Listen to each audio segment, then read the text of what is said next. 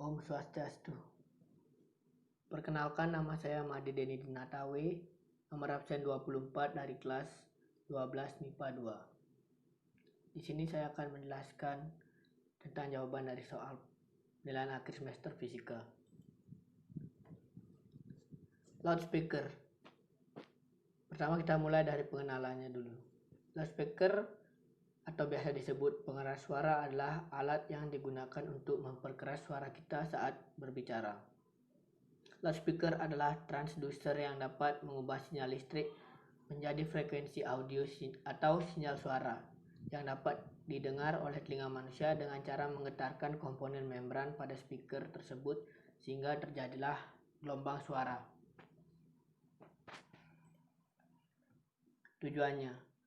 Tujuannya di sini adalah agar kita tahu bagaimana prinsip dan cara kerja dari sebuah loudspeaker sehingga bisa membuat suara kita menjadi terdengar keras.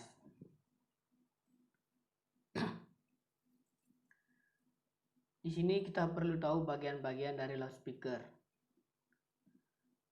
Di dalam loudspeaker pastinya terdapat komponen-komponen yang digunakan untuk memperkeras suara.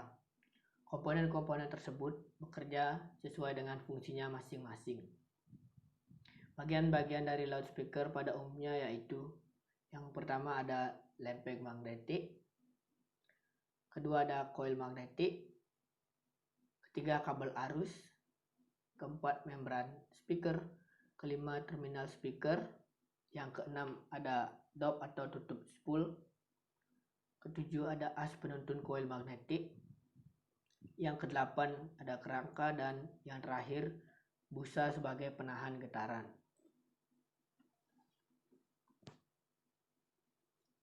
Kira-kira bagian-bagian dari loudspeaker adalah seperti ini. Bisa dilihat pada gambar. Kita lanjut ke cara kerja loudspeaker.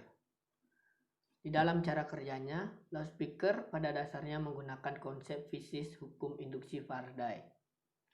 Hukum induksi Faraday adalah hukum dasar elektromagnetisme yang memprediksi bagaimana medan magnet berinteraksi dengan rangkaian listrik untuk menghasilkan gaya gerak listrik atau fenomena yang disebut sebagai induksi elektromagnetik.